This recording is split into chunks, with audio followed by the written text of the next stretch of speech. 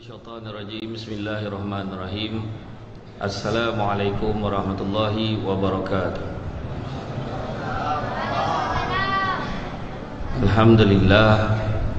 Alhamdulillahillazi arsala rasulahu bil huda wa dinil haqqi liyuzhirahu ala dini kullihi walau karihal kafirun walau karihal musyrikun walau karihal muslimun. Subhanaka la ilma lana illa ma 'allamtana innaka antal alimul hakim. Rabbi shrah li sadri wa yassir li amri wa hlul 'uqdatam min lisani yafqahu qawli. Alhamdulillah, syukur kepada Allah Subhanahu wa taala, segala puji bagi Allah Tuhan sekalian alam. Salat dan salam ke atas junjungan besar Nabi Muhammad sallallahu alaihi wasallam. Masih banyak diucapkan kepada tuan pengerusi acara, bahagia Tuan Fajrul juga Tuan Imam, barisan jawatan kuasa, penggerak aktiviti masjid, seterusnya tuan-tuan dan puan-puan yang dirahmati Allah sekalian. Syukur sangat-sangat pada malam ini dengan limpah dan izin yang dapat kita bersama-sama berada di dalam majlis ilmu yang mana Nabi sebut, barang siapa yang mengikuti jalan-jalan ke majlis ilmu, maka Allah akan anugerahkan kepadanya jalan-jalan ke syurga. Amin. Jangan lupa hashtag pergi syurga balik hari. Alhamdulillah, hari ni malam ni ramai, malam ni ramai betul, cuma yang tak datang lagi ramai lah. Apa pun syukurlah kepada yang baru datang malam ini buat kali pertama dalam hidupnya. Saya ucapkan selamat datang. Dan saya nak maklumkan, bukan malam ni je ada kuliah ilmu, setiap malam ada kat masjid. Malahan setiap malam tu lagi baik daripada malam ini, sebab Samsul Debat ni tak adalah bagus pun, Yang setiap malam tu lebih mendalam dan lebih detail dan lebih tinggi ilmunya daripada Samsul Debat. Jadi jangan pilih orang, jangan pilih penceramah nak datang je hari-hari, datang pula kita baru tahu rupanya masjid ni memiliki kipas yang paling besar dalam daerah ni. Dekat lah. Dia kipas ni kalau nak pasang laju time ramai orang je sesuai. Kalau tak ramai orang tersingkap kan imam. Jadi tengok masjid selesa, cantik, kapet tebal, kalau sujud tabanam muka kan. Jadi kalau tak datang salah kan. Nikmat Allah dah bagi dah ni, nak memudahkan kita. Tuan-tuan dan puan-puan dirahmati Allah sekalian, tajuk pada malam ini merdeka dunia, merdeka akhirat. Bila sebut tentang merdeka, apakah yang difahami tentang maksud merdeka? Dari segi bahasa, merdeka ini adalah bebas dari penjajahan, kurungan, naungan dan lain-lain, lepas daripada tebusan, tuntutan, berdiri dengan sendirinya dan tidak bergantung pada yang lain. Itu merdeka. Kebetulan pula pagi tadi saya ceramah di penjara Kajang. Pagi tadi ke penjara Kajang, lepas tu petang tadi di Felda Kuala Lumpur, malam ni di sini. Itulah kojo hari ceramah. Rumah pun bising lah kan, tapi macam mana kan, sini pun booking tahun lepas. InsyaAllah lepas ni pun dia dah setuju dah, tadi nak panggil sekali lagi tahun satu lagi. Yang tu kita buat program dua Samsul Debat dan Samsul Rau-Rau. Jadi jangan tahun depan baru datang lagi kan. Jadi mana kata bila sebut tentang merdeka tu maksud bebas dan naungan. Pagi tadi pergi penjara, bila masuk dalam penjara ni, nak pergi masuk ceramah, saya pegawai Bank Islam yang sebagai penaja tu pun dia pun buat program juga sekali. Semua orang kena tinggalkan handphone, masukkan dalam bekas dia kan. Tak boleh masuk, tak boleh bawa masuk. Bila saya masuk dalam tu rasa boleh keluar balik ke tidak ni? Tentulah terasa macam tu. Itu dah rasa tu baru dengan tahap luas tu dalam tu kan. Dah rasa macam terkurung dan terkongkong. Macam tu juga dunia ni. Rupanya Nabi pernah sebut dunia ini penjara bagi orang mukmin. Bagi orang beriman, dunia ni penjara. Kenapa pula penjara pula? Kenapa pula dunia ni penjara? Sebab banyak benda tak boleh buat, bukan sesuka hati kita kan? Makan bukan semua benda boleh makan, minum bukan semua benda boleh minum, cakap bukan semua benda boleh cakap, tidur bukan semua tempat boleh tidur. Ya ke semua tempat boleh tidur? Ada ke semua tempat boleh tidur? Tak semestinya. Tak boleh tidur. Tempat-tempat, ada tempat-tempat tertentu tak boleh tidur. Sebelah bini orang, mampus. Mana boleh kan? Tempat-tempat lain lagi, zoo dekat kandang rimau lagi tak boleh tidur kan? Contohlah kan, sebab mudarat. Jadi ada peraturan dia, ada peraturan dia. Malahan Nabi juga sebut kebebasan sebenar seorang mukmin adalah kematian. Mati itu baru bebas. Selagi hidup ada peraturan. Bak kata orang USJ, the do and the don'ts. Benda yang boleh buat dengan benda tak boleh buat. Macam masuk penjara, dia boleh makan apa yang dihidang aja. Tak boleh dia cakap dengan pegawai penjara, kalau boleh hari ni nak nasi ayam, nak peha, nak orang pijak dengan pegawai tu, cubalah buat kan. Tak dapat kan? Tak dapat. Bukan semua benda yang kita minta tu boleh dapat. Berjalan pun setakat itu je. Dalam bilik lepas tu bila nak masuk bilik balik, nak masuk dekat sel dia, semua kena beratur tadi saya tengok. Baju dia adalah baju ni, kala ni berapa tahun, kala ni dia kena penjara berapa tahun, kala ni dia tinggal lagi berapa tahun. Semua ada peringkat-peringkat dia. Tak? Lepas tu yang ni, kenapa bilik ni kosong, sel ni kosong? Sebab dia terlibat dengan kilang roti. Dalam tu buat roti, dia bekalkan roti pada penjara zon tengah. Oh macam tu. Macam tu ke hidup kita ni? Itu sebab Buya Hamka kata, hidup kalau sekadar hidup, babi di hutan pun hidup. Kerja kalau sekadar kerja, kera di hutan pun bekerja. Kenalah bezakan diri kita dengan bau dengan babi hutan tu. Kalau kita kerja sekadar kerja, tengok bau tu kan sibuk dia patahkan kayu, serut daun, tak apa dia buat benda tu, tapi sibuk memang kan. Maka tentulah kita sibukkan untuk benda-benda yang bermanfaat. Khairun nas anfa'hum linnas. Sebaik-baik manusia, manusia boleh memberi manfaat kepada orang lain. Itu baru namanya manusia. Dan bila sebut dalam Islam kemerdekaan itu suci makna. Kemerdekaan itu suci maknanya Islam itu sendiri membawa maksud kesejahteraan, kedamaian dan keamanan. Itu Islam ya, salamah, sejahtera, damai, tentram, tenang. Itu Islam. Datang masjid tenang rasa, mana ada rasa kusut datang masjid? Tak ada. Nak pula imam tadi yang baru tadi dia guna suara bass saja. Bismillahirrahmanirrahim. Ramailah yang damai hatinya tadi, sampaikan terlupa nak rukuk lah, sebab terlalu damainya tadi. Dengan sound systemnya, dengan dia bila angin macam di kipas macam ni, dia macam angin luar, dia tenang. Dengar ceramah ni, kalau seorang tu boleh pandang saya pada mula sampai habis, itu biasa. Yang luar biasa, kejap tengok, kejap lelap. Kejap tengok, kejap lelap. Maknanya hebat dia, sambil dia dengar, dia zikir. Dan yang paling hebat, sepanjang ceramah saya dia berzikir. Dia dengar je doa tu, baru dia jaga balik. Doa yang paling mujarab untuk hilangkan ngantuk, iaitu wabillahi taufiq wal hidayah wassalamualaikum warahmatullahi wabarakatuh. Dia akan jaga. Jadi makna kata kita tengok tenang Islam ya.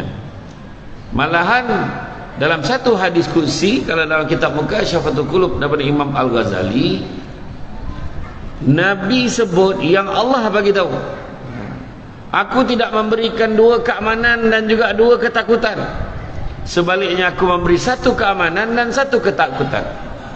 Siapa yang aman dariku di dunia akan ku takutkan dia di akhirat, dan barang siapa yang takut dariku di dunia akan ku amankan dia di akhirat. Dia takut dengan Allah atas dunia, kita takut ke Allah, Allah amankan di akhirat. So don't worry. Tapi siapa yang rasa aman, relax, tak ada rasa terancam. Orang semayang, relax, tak semayang. Orang sedekah, dia pun tak rasa apa-apa. Orang bayar zakat, dia tak bayar lah, tak payah. Banyak lagi cara lain, aku banyak tolong orang lah. Itu sebab kena bagi sendiri. Jangan bagi sendiri, kena bagi melalui pusat zakat. Kita main bagi sendiri, kita rasa orang tu susah, kita bagi, buatnya orang tu menipu. Kalau tak betul caranya, daripada patut bayar zakat, dia jadi sedekah. Kita berhutang dengan Allah. Sebab semua ada peraturan dalam hidup kita. Sebab kata tadi, kan, dalam Islam ni kesejahteraan, kedamaian dan keamanan, dan hakikatnya semua makna ni menjurus kepada kemerdekaan yang kita fahami kini. Sebagai seorang Islam, nikmat kebebasan dalam kemerdekaan seharusnya disyukuri. Nak hidup dalam dunia ni, nikmat Allah bagi kat kita, kita lahir-lahir. Yang kita perlu syukuri, ada orang lahir-lahir je, kita tengok apa kita kena syukur. Peringkat pertama, kita kena syukur dalam banyak-banyak makhluk Allah, Allah tak pilih kita jadi makhluk mati. Allah pilih kita jadi makhluk hidup. Makhluk mati contohnya yang ceramah ni, makhluk mati. Botolnya makhluk mati. Mikrofonnya mati, kita tekan on baru dia on, kita tutup dia mati. Syukur Allah jadikan kita makhluk hidup. Dalam banyak-banyak makhluk hidup, ada 3 jenis makhluk hidup. Yang pertama, tumbuh-tumbuhan. Syukurlah Allah tak jadikan kita robong. Lahir-lahir jadi robong. Habislah, kenduri lah ni. Asal kenduri je robong. Tuan rumah ni 9 pantang lah, memang banyak mulai robong ni. Habislah, habis. Lahir-lahir jadi cupaku, atau lahir-lahir jadi durian, mesangking lah tu. Habislah kan, macam mana kan? Syukur. Dan bukan tak jadi tumbuh-tumbuhan, tak pula jadi binatang. Bayanglah lahir-lahir jadi kangaroo, duduk dalam poket, duduk dalam poket omak, ajak tinyau, ajak nyuruk kan. Jadi kura-kura, selur pula tu.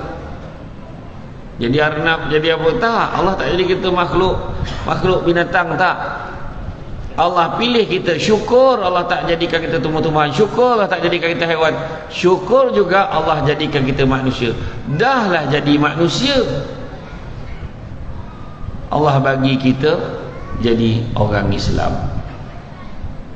Dahlah lahir dalam keluarga Islam, kan? Dalam keluarga Islam, umat Nabi Muhammad pula tu. Kenapa pula? Sebab umat Nabi Muhammad ni special, istimewa. Kita tahu ketika di penghujung hayat Nabi, jaminan diberi kepada Jibril, kau jangan risau wahai Muhammad, ya? Diharamkan bagi orang lain masuk ke dalam syurga, melainkan setelah umatmu masuk ke dalamnya, barulah umat lain boleh masuk ke dalam syurga. Bayangkan special tak special? Special pass. Dahlah umat Nabi Muhammad, duduk kat Malaysia tu. Syukur tuan-tuan. Kenapa kita kena gembira di Malaysia? Ada banyak sebab. Sebab Malaysia ni negara yang aman, damai, tenteram. Tengok ni, pelbagai bangsa pun ada. Daripada luar negara, import pun ada. Ya, betul tak? Tuhan bagi kita. Tadi berapa ramai yang datang naik motor, tak pakai helmet. Punyalah damainya. Macam tu. Syukur, ya? Tak pakai helmet, pakai kain plekat pun belum tentu pakai sepeda. Bayang, punya tenang lah kan. Syukur Tuhan bagi nikmat macam tu. Malah tu saya kata tadi, banyak nikmat yang kita kena syukuri. Dan bila kita syukur, kita akan rasa tenang. Kebebasan ni bukan hanya untuk memberikan kita satu keupayaan, kebebasan untuk menentukan corak hidup, tapi lebih penting membebaskan diri daripada kemusyrikan kepada Allah Subhanahu Wa Taala dan sifat-sifat jahiliah. Sifat jahiliah yang dulu hari ini dah ada balik. Contoh, ingat tak peristiwa hijrah Nabi? Ketika Nabi hijrah, Nabi persaudarakan puak Muhajirin dan Ansar. Nabi juga damaikan Aus dan Khazraj. Aus dan Khazraj bergaduh berperang bertahun-tahun, puluh tahun, punya teruk bergaduh sampai terlupa sebab apa dia gaduh. Kita gelak-gelak. Itu Nabi tanya kenapa kau gaduh? Tak tahu Rasulullah, dah lama dah. Nak gaduh-gaduh je lah. Rupanya zaman kita ni dah berlaku balik. Macam mana nak berlaku lah? Ialah dia saudara tapi tak baik. Kenapa mak kita tak baik dengan dia? Bukan dia saudara dengan kita ke? Entahlah ni masa tu kau dulu tak apa hal. Jangan kau banyak tanya, kau diikut je lah. Dah belum berlaku. Dulu masyarakat jahiliah tanam anak hidup-hidup, kan? Tanam anak hidup-hidup. Hari ni apa kurang kan? Dulu bukanlah kata okey, tapi dulu tanam anak perempuan, sekarang tak kira anak lelaki perempuan ditanam, semua dibakar. Dia buat apa lagi macam-macam, dibuang je.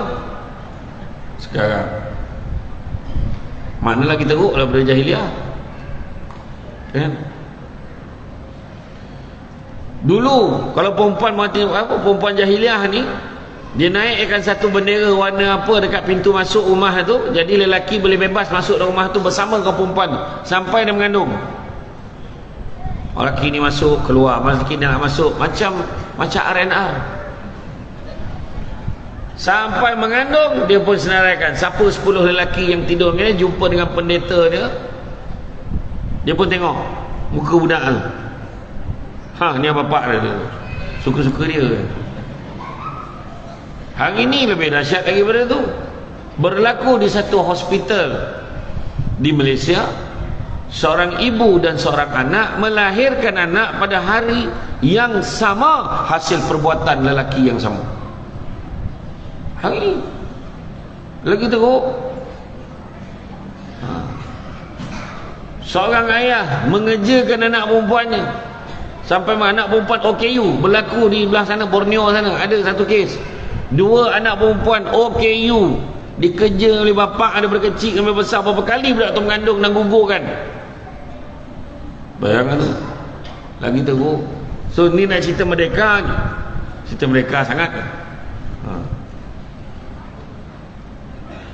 Tu sebab kata tadi banyak insiden-insiden yang berlaku. Tu belum cerita lagi, kan? Kaum Nabi Lut dulu isu apa? Tak tentu arah, laki dengan laki, perempuan dengan perempuan, kan? Dah poning tak kita lahir-lahir dah elok-elok senapang sibuk nak jadi perempuan. Dah senapang tu senapang je lah, kan? Tuan-tuan, beribu-ribu orang Malaysia pergi ke Thailand nak operate dan bukan semuanya terselamat.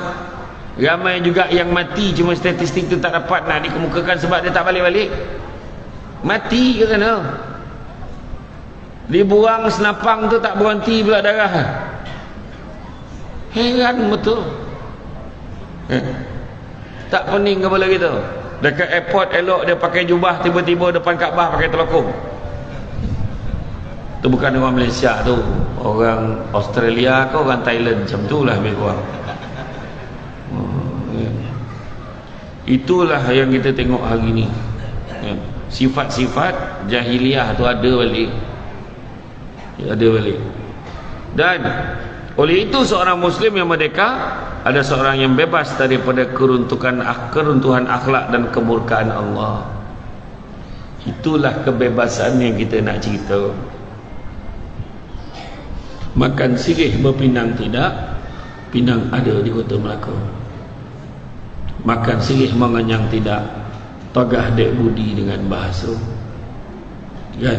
Akhlak orang sini belum start ceramah dah tuang air. Saya nak tuang sendiri, sokat takut bukan air saya, tapi dah tuang, kita baliklah. Bismillahirrahmanirrahim. Bukan itu sahaja, dia siapkan air badak ni. Kau jangan main-main masjid SJ, air Starbucks buat mana. Frappuccino. Steady masjid ni kan. Tu saya kata kan, hebat orang sini. Terima kasih banyak. Nanti boleh buat balik ke? Boleh kan. Jadi makna kata bebaskan diri kita. Jadi nak bebas ni makna kita tengok perkara-perkara yang mustahak. Kita nak tengok tadi akhlak.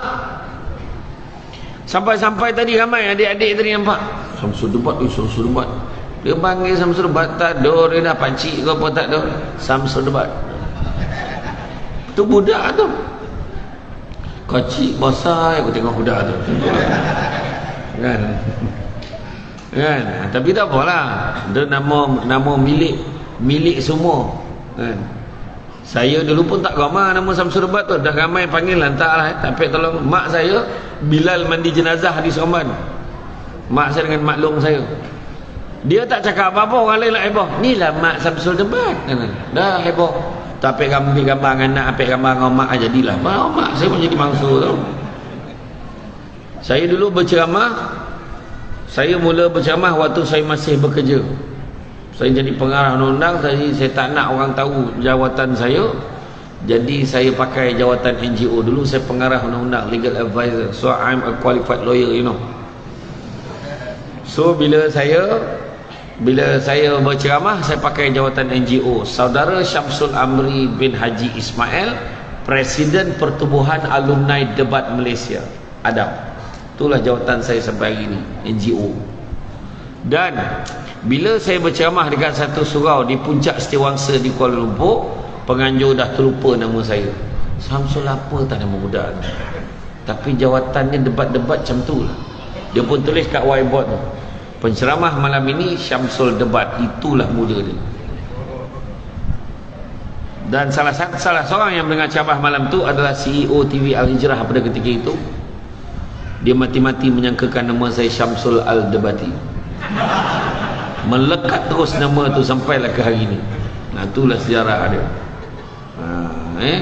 Itu sebabnya kalau orang tanya saya, letak je Saudara Syamsul Debat, SSD. Sebab kalau letak Ustaz Syamsul Debat, mahal, takut tak boleh bayar. USD. Kan? Jadi akhlak ni cerita mustahak. Sebab itulah Imam Malik kata, biar ilmu sikit tapi jangan tak ada adab. Akhlak ni yang menyebabkan kita ni jadi macam apa teruk sangat budak hari ni. Macam tu kita kata. Tengok je dekat dataran Merdeka tu, dia katakan, bila konsert-konsert yang biasa orang dulu kalau zikir tahlil tu, ada macam tu ya. Kan? Contoh tak apa ni gambar, apa nama? Apa nama tu apa nama pink apa? Pink apa? Pink lah apa? Blackpink. Kau budak tahu kodok belakang lah. Blackpink. Budaya dia tu, budak tu leka dengan benda tu. Dulu mana ada macam tu. Dulu orang nak berhibur paling hebat pun fanfare kan, paling hebat lah. Notis konsert tu dia loket ke pokok gotah dia kan dulu. Sekarang jangan meme, dah ada pusat karaoke, pusat HQ lagi pusat karaoke. Sedangkan kita mengikut tanpa faham. Di Jepun, pusat karaoke diwujudkan untuk orang yang ada masalah. Sebab kebanyakan orang di Jepun tak ada agama. Kalau dia orang stres, dia akan pergi pusat karaoke. Yang pergi pusat karaoke orang yang stres saja kat Jepun. Karaoke nak bagi dia okey. Karaoke. Jadi kalau dia ada masalah, dia masuk dekat pusat karaoke tu. Ni nak beritahu ni, itu orang Jepun ni. Dan dia akan pilih lagu yang dia tak tahu. Dibantailah menjoget, tak kena pun, memang tak sedap. Tiba-tiba Malaysia boleh buat pertandingan karaoke. Kau bayangkanlah juara kebangsaan tu, pada tanggapan orang Jepun, dia lah yang paling stres sekali. Juara kebangsaan. Itu cerita dia. mengikut tanpa faham. Itu cerita. Itu sebabnya kita dalam hidup kita ni kadang akhlak atau mainkan peranan. Tu sebabnya Imam Malik kata nak berjaya hidup ada 4 perkara. Pertama, kenderaan yang tangkas. Kedua, rumah yang lapang. Ketiga, pakaian yang cantik. Dan keempat, pelita yang menerangi. Oh, bahaya. Apa maksud kenderaan yang tangkas ni? Adakah kereta besar? Adakah kereta jeep ke? Adakah kereta Mercedes-Benz ke? Kereta apa kenderaan yang tangkas ni? Itulah dia. Imam Malik ni dia ada sikit-sikit lah orang Negeri Sembilan ikut dia, iaitu kata pembilangan Negeri Sembilan ni kata adat banyak kiasan ditunjuk dia, tetapi bukan bergulung pendek panjang dirantangkan, memang takkan faham kalau tak diwanungkan. Dia tak cakap direct, dia berkias. Maksud kenderaan yang tangkas adalah akal fikiran yang cerdas. Guna akal. Akal yang akan pandu kita. Dia cerdik, dia sayang motosikal dia. Maka disebab sayang ke motosikalnya, dia bawa motosikal tu masuk semayang sebelah dia dalam masjidnya. Makna akal dalam masalah tu. Dia mungkin dia bagus tapi tak cerdik. Nampaklah. Tak ada pancinglah motosikal kat tempat motosikal. Itulah maksud dia. Akal ni akan pandu kita ke mana. Kedua, bila sebut rumah yang lapang, bukannya rumah bungalow bersebaku, bukan rumah banglo. Maksud rumah yang lapang adalah kesabaran yang tinggi. Dapat masalah, bang anak kita jatuh bang. Sabar. Dia jatuh kat mana? Kan jalan depan tu kata aksiden bang, ada 5 biji kereta. Ya ke, sabar, doa yang baik-baik je. Kejap abang siap, kejap kita pergi. Sabar. Wahal hati pun kan kabut ni, tapi kena tenang lah. Kau mengupung-lupung, bukan budak tu tak jadi aksiden, dah jadi aksiden. Sabar, kesabaran yang tinggi. Ketiga, bila sebut pakaian yang cantik, akhlak yang baik. Bagus dia kan? Akhlaknya baik, tak senang hati dia selagi Samsul Debat tak sampai. Berbaris dekat pintu masjid. Mana Samsul Debat? Mana Samsul Debat? Saya pukul 6 tadi dah sampai. Saya dah tanya dah, kek mana aku nak nyuruk ni? Kek Petronas tak boleh, ramai orang kenal, orang masjid semua isi minyak situ. Pergi kek bubble apa nama tu, tampik dobi tu, tak boleh ya. Semua orang masjid yang bayar apa ni, orang masjid yang malas nak basuh sendiri. Orang mana nak pergi ni?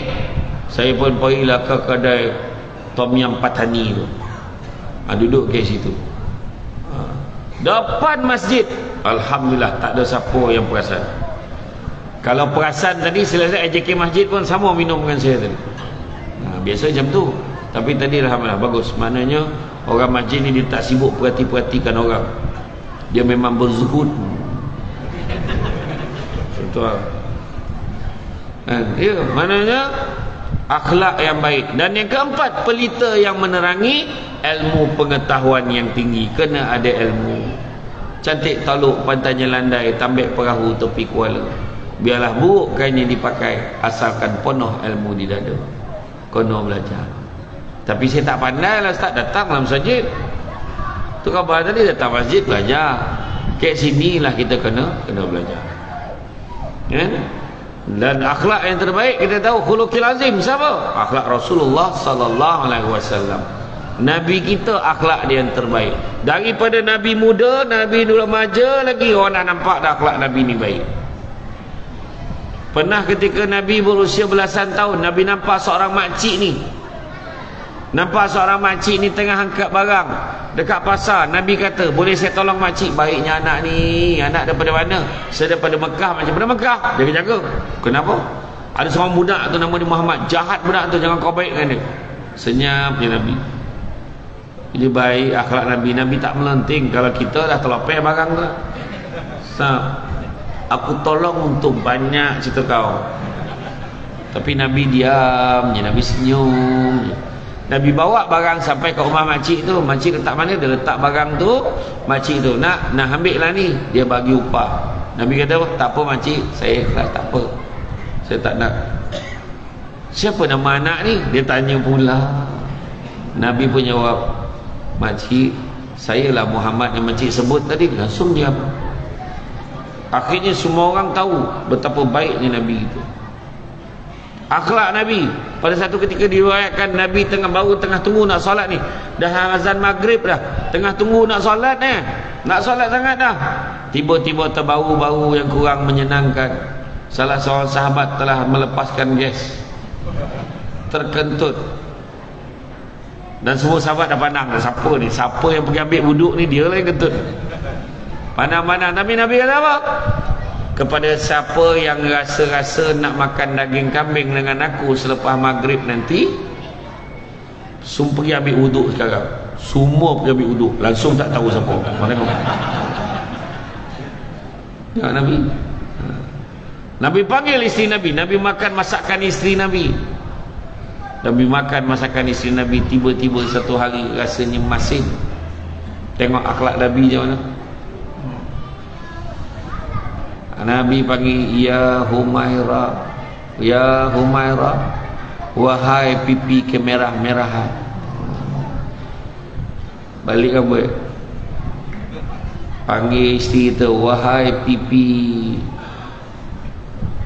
tak apa pipi kau ni, aku tak tahu lah, biru ke merah ke balang-balang, tak tahulah kan, macam tu lah. Isteri Nabi pula panggil apa? Ada apa ya Rasulullah? Panggil pangkat Nabi. Memang Syam tu orang perempuan muliakan suami. Pangkat dia tu panggil, bukan pangkat kerja dia. Ada apa wahai suamiku? Saya dengan isteri saya pun saya sebut, wahai isteri syurga abang. Oh, macam tu. Apa barang yang panggil jugalah kan, panggil jugalah kan. Panggil tu mesti dengan kemesraan. Pangkat terpanggil. Kalau kita panggil kita maksudkan ayah, sayang, baby. Macam-macam lah budak sekarang. Iya. Panggil suami, ada apa wahai suamiku? Oh, macam tu. Janganlah panggil pangkat kerja. Ada apa wahai operator pengeluaran, kau hajar kau. Kan? Ada apa wahai imam satu? Ada kan? Imam rawatib lah, ada pula kan? Bukan, maksudnya ada apa wahai pangkat kau. Nabi, akhlak Nabi. Nabi kata, ingat tak masa dulu-dulu, masa mula-mula kita kahwin, kenapa Rasulullah? Kan kita makan bersuap. Ingat ya Rasulullah? Mari sini, kau suapkan aku dulu. Tengok akhlak Nabi. Nabi dah tahu masakan tu masin, dia boleh suruh isterinya suapkan dia lagi. Bila suap aja, Nabi kunyah macam biasa, senyum. Nabi tak buat muka masin, tak ada. Dah Nabi kunyah macam biasa, Nabi pula bagi aku pula suapkan kamu. Bila dia suap ya, langsung Aisyah capai pinggan buat ke dapur. Ya Allah, masinnya. Dia faham. Kita dah ada belum kemerdekaan tu? Belum. Kau sini kau. Dia dah tahu masin, dia sound. Kau sini.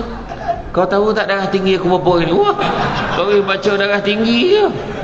Oh, belum merdeka lagi kita. Nampak akhlak dia dengan isteri, akhlak dengan suami macam mana. Betul. Orang perempuan boleh tak makan dulu sebelum suami makan? Boleh ke tak boleh? Kalau boleh hanggut, tak boleh ngelak, boleh tak? Ada yang ngelak. Buat khusus minggu je nak.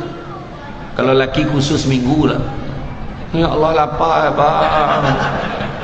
Copek lah balik. Dia kata, sebaik-baiknya kak lah bang. Abang, lapar sangat lah, saya makan dulu ya. Macam tu lah. Oh betul. Lelaki ni pun dia bukan perempuan yang nak dimanja. Lelaki pun nak dimanja. Iya. Makin tua, makin tahu kau nak manja tu. Iya. Tuan-tuan jangan tengok orang perempuan, jangan ingat dah tua bangkul mengado lah. Jangan. Bila usik nak mati betul, jangan. Dia pun perlukan belayan tu juga kan.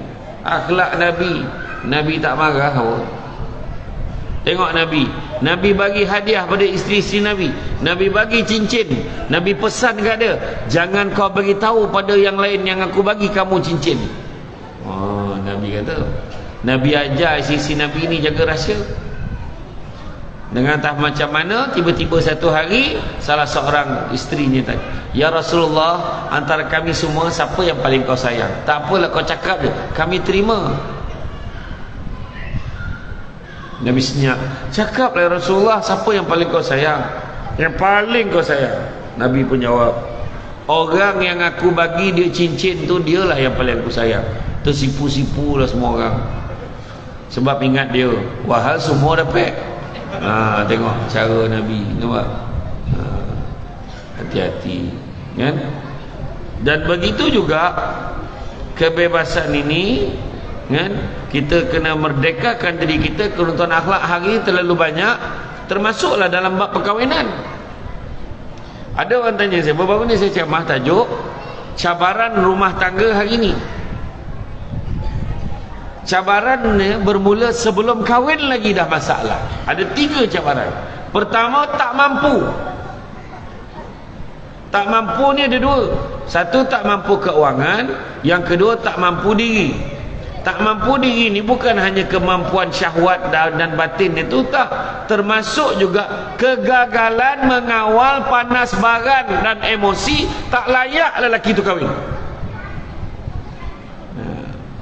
Dia memang suka dia boxing ya, daripada sekolah menyepak kerja masuk tomoy dengan bini-bini dia di tomoy contoh. Maka dia perlu pastikan dia boleh kawal ke mana. Kata haram jadinya sebab dia tu tak layak, tak mampu. Kedua, tak mampu dari segi keuangan. Hari ini tak mampu keuangan tapi dimampukan dengan pinjaman pribadi. Ada. Masalahnya pinjaman pribadinya adalah pinjaman konvensional dengan riba, interest. Dengan itu dia gunakan duit untuk melangsungkan perkahwinan dia. Maka bayangkanlah perkahwinan itu jadi apa. Ini pesan betul-betul ni. Dan cabaran yang ketiga sebelum kahwin, ikhtilat tak jaga. Bakal-bakal ni dah buat dah benda-benda yang selepas bakal. Faham tak? Faham kan? Dah mula dah pergi tempat-tempat berdua-duaan, yang mak pun sama.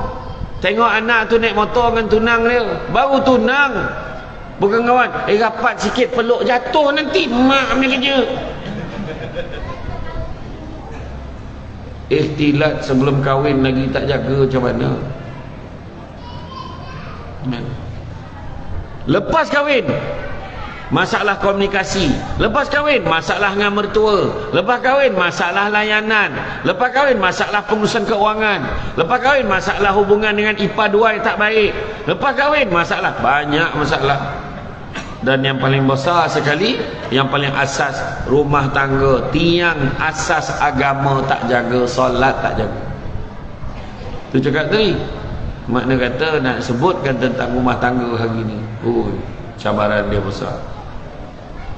Walau bagaimanapun, melihatkan keadaan ini, adakah kita mempunyai kemerdekaan itu?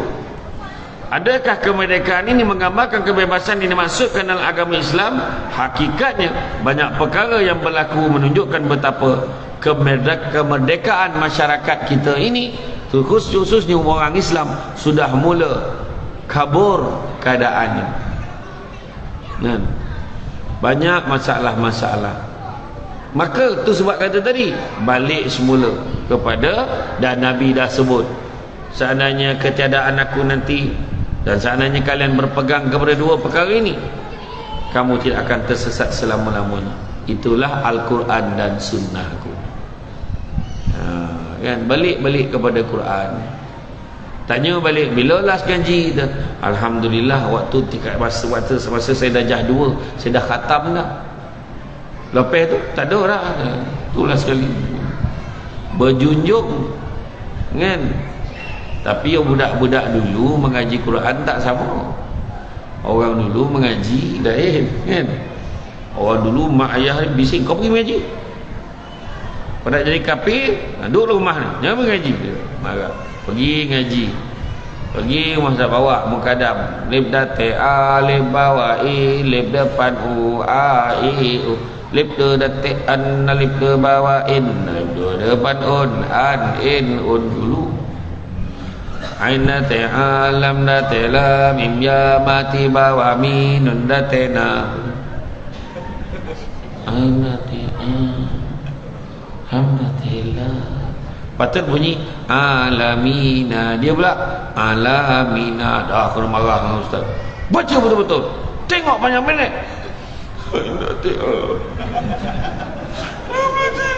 Nangis dah dapat dah.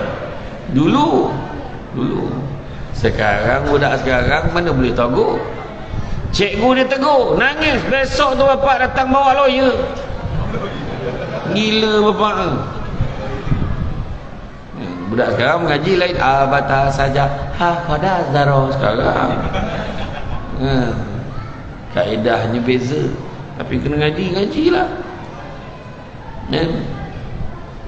Ada satu pasangan ni, dia kata dia buta Al-Quran. Apa dia buat? Dia hantar anaknya yang berumur 6-7 tahun pergi ke pusat tahfiz. Setiap hujung minggu anaknya balik, anak dia ajar mak ayah dia mengaji. Ikut perkembangan anak tu belajar. Menangis-nangis mak dia mengaji dengan anak-anak tu, nangis. Tapi dia nak belajar. Ada berlaku satu tu pencen, pesara ketua pengarah di Putrajaya. Tak nak sebut kementerian mana. Dia balik, dia jumpa imam. Imam, boleh tak ajar saya solat? Saya tak tahu solat. Dia tak tahu solat.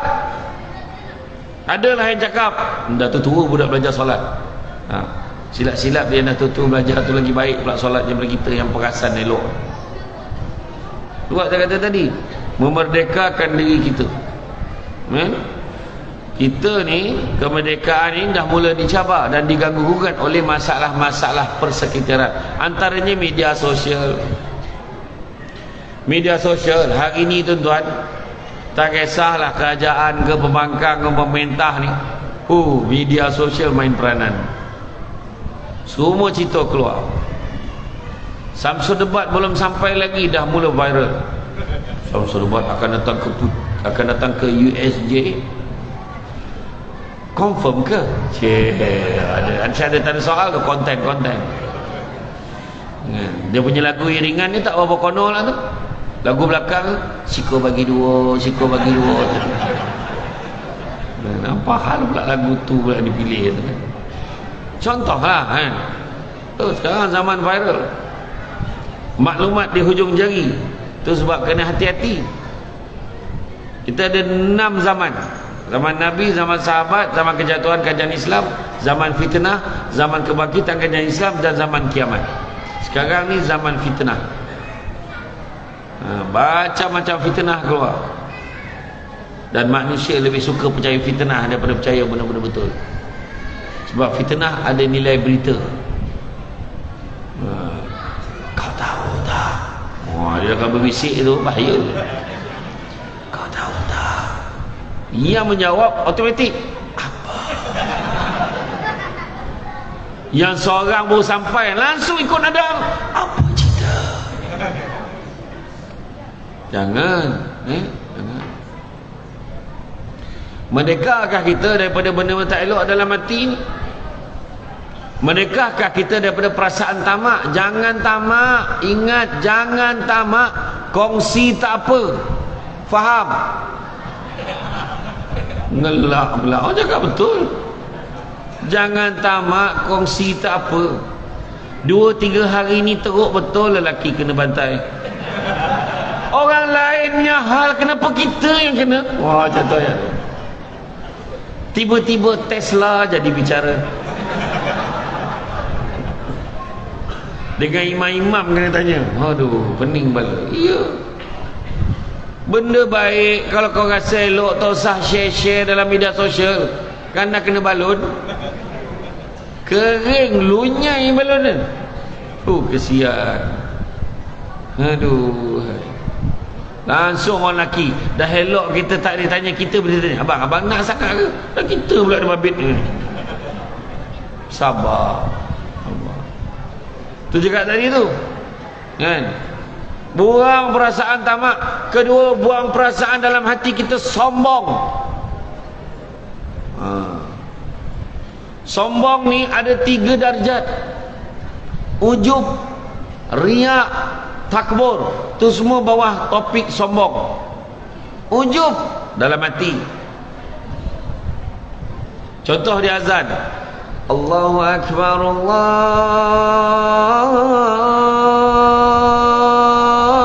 Akbar. Dalam hati dia, sedap juga suara aku dia. Tu ujub tu, dalam hati dia tak cakap. Kedua, riak. Ditunjuk dengan orang. Contohlah, dia masuk dekat masjid, dia sampai ni, hai, tak ada orang.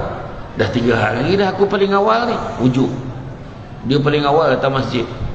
Nak sembahyang maghrib, dia datang pukul 5 suku. Memang dia lah yang paling awal, gila betul. Kan, macam tu lah. Tak apa, bagus lah. Bagus, datang awal, bagus. 5 suku.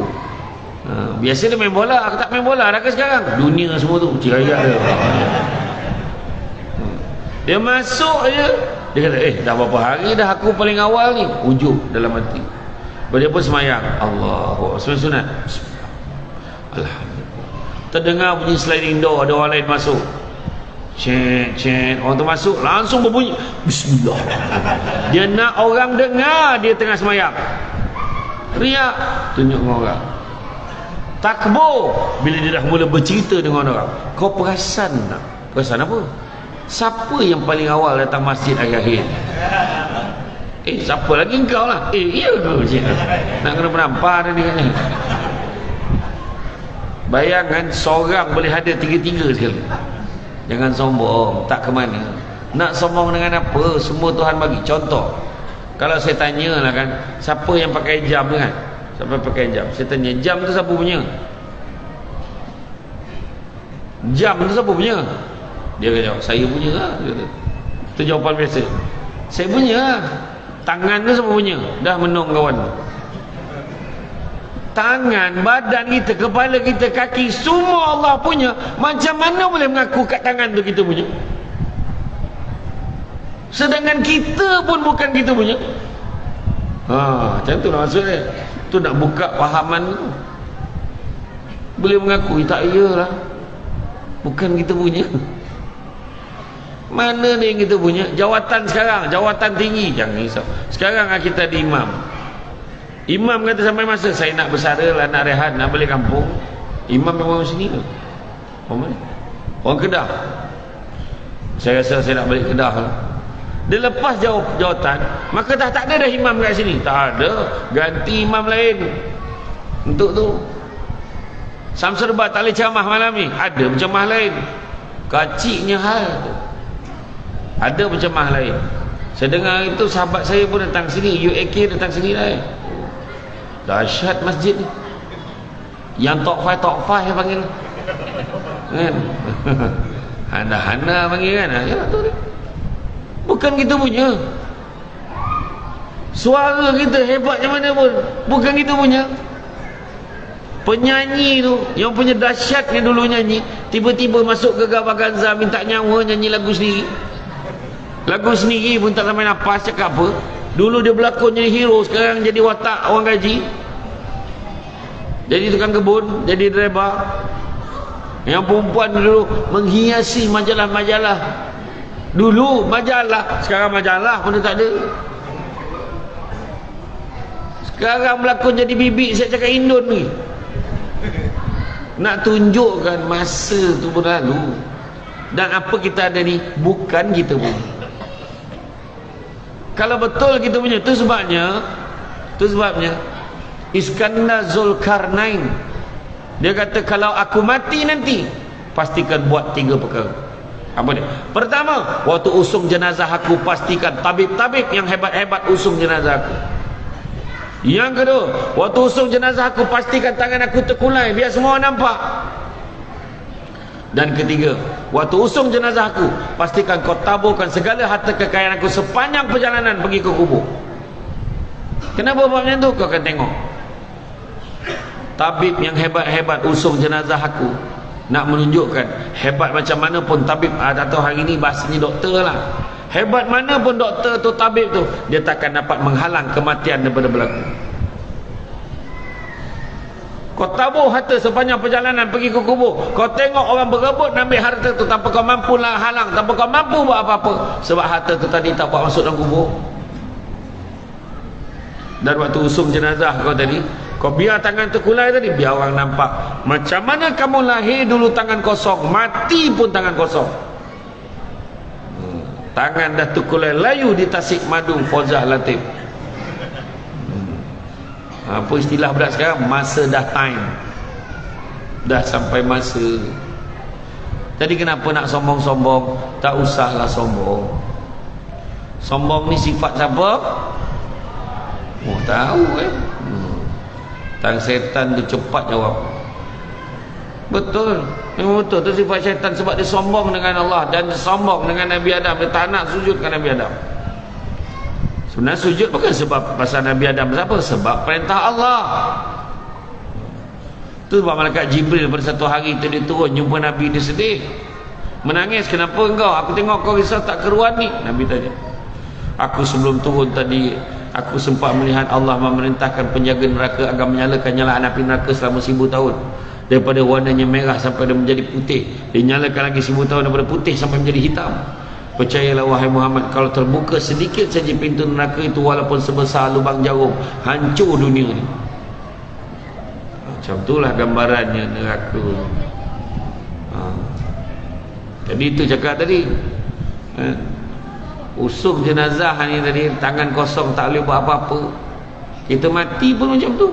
Nak sombong dengan apa? Nak sombong dengan kedudukan. Sombong rumah besar, rumah USJ dulu. Saya ingat dulu, saya masa duduk belajar kat ATM Shalam, ini tempat biasa saya ni, USJ ni. Kemudian action USJ, wahal Ulu Subang Jaya kan? Tapi tak salah USJ. Oh, USJ ni oh, macam tu ayat kan. Iyalah, sekarang nak maju moden, betul, cantik. Tapi berapa lama kita nampak rumah-rumah besar, 5 tahun lagi ada rumah lagi hebat pada tu. Kemudian ada lagi hebat, lagi hebat, lagi hebat, dan lagi hebat.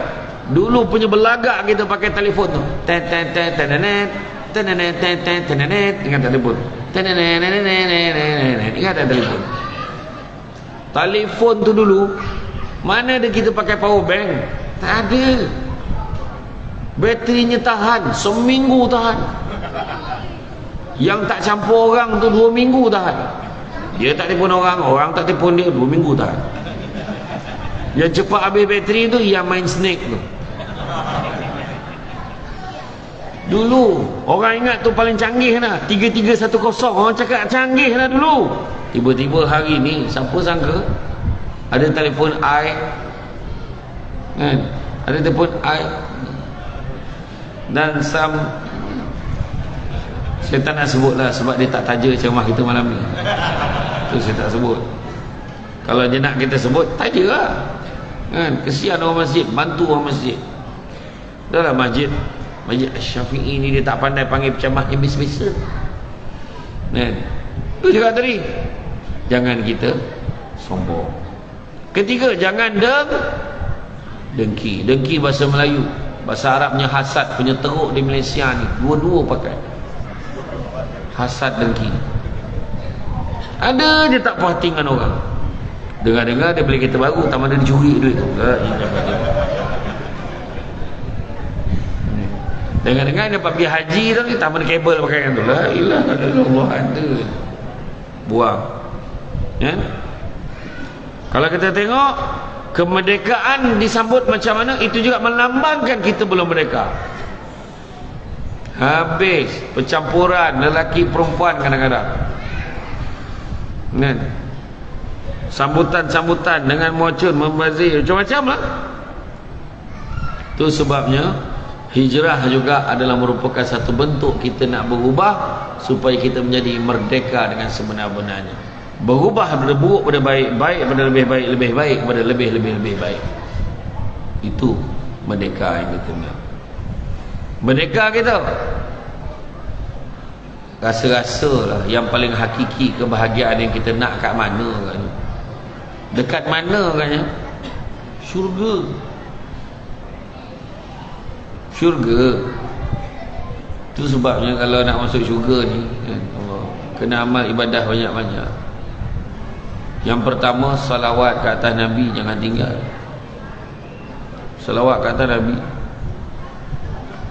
Nabi sebut apa? Inna awlan nasi bi yaumal qiyamah aksarhum alayya salatan. Selawatlah banyak pada aku ni. Nabi kata apa? Orang yang paling baik di sisiku dah hari kiamat kelak adalah orang yang banyak berselawat kepada aku. Bayangkanlah digambarkan dalam kitab Muka Syafatul Qulub oleh Imam Al-Ghazali, ceritanya mahabbah cinta kepada Allah dan Rasul, digambarkan malaikat tu kepalanya sampai bawah arasy Allah, kakinya sampai ke dasar bumi yang ketujuh, sayap yang sebelah tu tutup bahagian barat bumi, sayap yang sebelah lagi tutup bahagian timur bumi. Itu saiz malaikat. Besar ke tak besar? Bulu-bulu pada sayapnya tu menyamai jumlah makhluk yang ada dalam dunia, punya banyak. Dan digambarkan setiap kali umat Muhammad berselawat kepada Nabi, sekali je selawat ni, sekali je selawat, maka malaikat tadi diarahkan oleh Allah Ta'ala, diperintah oleh Allah Ta'ala menyelam ke dalam lautan nur arasy Allah. Bila dia keluar balik, dia mengibas-ibaskan sayapnya, dan pada setiap bulu-bulu yang banyak yang menyamai jumlah makhluk tadi, setiap bulu tu terjatuhlah satu titisan. Setiap satu titisan itu menggambarkan begitulah banyaknya jumlah malaikat berselawat dan mendoakan keampunan untuk orang yang berselawat kepada Nabi dengan tahap sekali selawat. Maka itu sebab Nabi sebut al-bakhil. Apa maksud bakhil? Apa maksud bakhil? Ui, semua pandai lah bahasa Arab sini. Belajar dengan Ustaz Piramli dalam cerita Haji Bakhil. Al-bakhilu alladhi zukirtu indahu falam yusalli alaih. Orang yang paling kerekut di sisiku pada hari kiamat kelak adalah orang yang bila disebut nama aku dia tak selawat. Macam mana tak kerekut? Itu kalau macam tu lah ganjaran, tapi kita tak selawat tu bukan kodokut lagi nak. Nama dia kodomut. Kodokut campur komut. Dua-dua tu. Betul tak? Rugi kita. Selawatlah kata Nabi. Kemudian hidupkan sunnah Nabi. Dan yang ketiga, biqiraatil Quran, dengan membacakan ayat-ayat suci Al-Quran. Tapi kalau kerosakan yang berlaku di kalangan masyarakat, kita nampak dan kita kata biasalah budak-budak muda, rosaklah keluarga kita. Kalau kita cakap tu, budak sekarang memang macam tu lah. Jangan. Itu tanggungjawab kita. Pagi cahaya torang mentari lebih torang dari pelita. Pandai-pandai membawa diri, barulah merdeka itu bermakna. Kacang merah rasa mani, podeh pula totolan ladok. Kalau nak merdeka merasa mani, mengingat Allah, mengharap pahala. Dari mana kain batik? Dari pasar Tanjung Pinang. Berbuat bakti, berkhidmat baik, nescaya masyarakat menjadi sadar. Jorih pagi menobeh lalang, tersauk tangan sakit bukan kepala. Tajamkan azam laksana podang, pertahankan merdeka sepanjang-panjang. Macam tu. Faham tak maksud? Kalau tak faham saya ulang balik sampai faham. Faham. Okeylah, bentun tu kita faham lah kan. Ada sekali itu pengacara majlis, ada satu program tu disebut berarak awan berbalam petang, awan berarak di celah pepohon ara. Uish, tinggi botu pokok ara tu. Sampai awan tu berarak ke celah pokok tu. Sekarang mana? Membohong bantun ni. Dari Segamat pergi ke Kuantan, singgah di Lipis beli berangan. Kau sadar tak naik kereta daripada Segamat memang kau jumpa Kuantan dulu, masa bila kau singgah Lipis? Tu belum cerita lagi dari Seremban pergi ke Melaka, singgah di Perlis. Kau jalan mana kau ikut? Kan motor pantun membelasahan kan. Jadi media sosial adalah cabaran utama kita hari ini nak merdeka. Ingat ya, apa yang kita type, apa yang kita tulis, ianya dizahirkan, dia dianggapkan, dinisbahkan sebagai apa yang kita cakap. Hati-hati. Hati-hati. Media sosial ni adalah cabaran yang paling besar sekali. Masyarakat boleh berpecah-pecah sebabkan itu. Tengoklah yang berlaku kan sekarang ini di kalangan masyarakat kita, terutamanya nak pilihan raya. Poning kepala.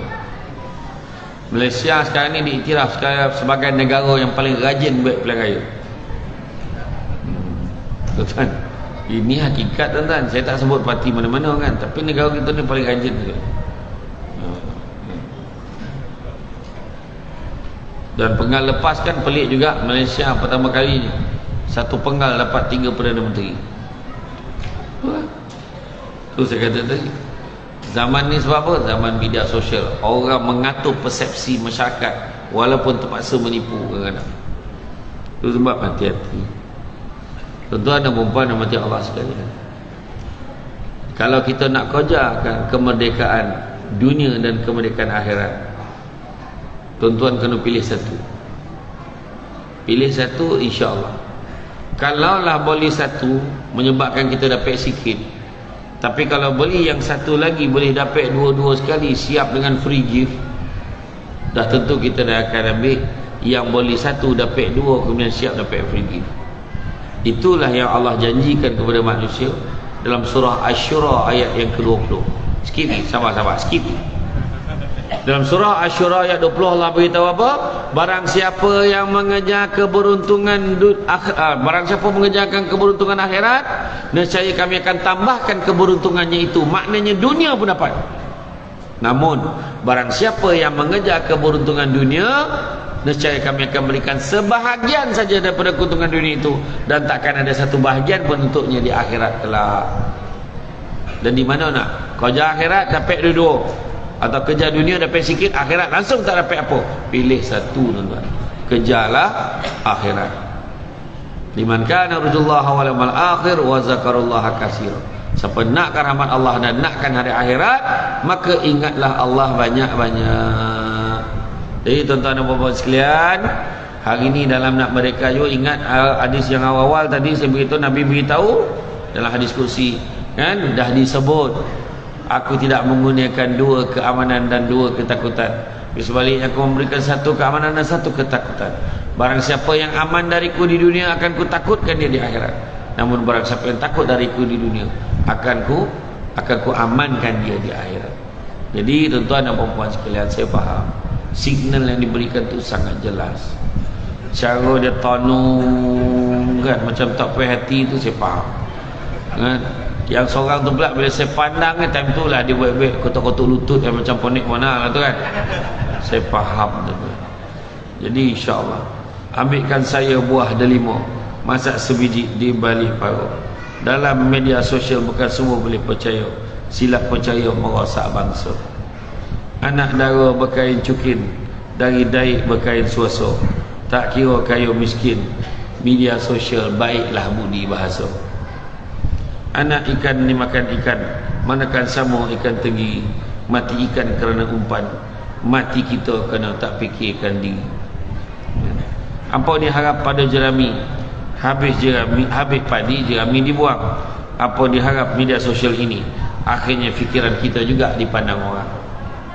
Jadi jagalah tuan-tuan ya, jaga diri baik-baik. Media sosial ini kita kena kontrol dia, bukan kita biarkan dia yang menguasai kita ya. Hati-hati. Orang perempuan jangan leka dekat tangan yang nenek, laki kat sebelah baik tak peduli. Jangan ya, jangan. Ada masa kena hati-hati. Benda ni saya sebut ni ada sebab sebab berlaku dalam masalah rumah tangga hari ini sebenarnya. Media sosial tak habis-habis. Penting sangat share ni pada publik.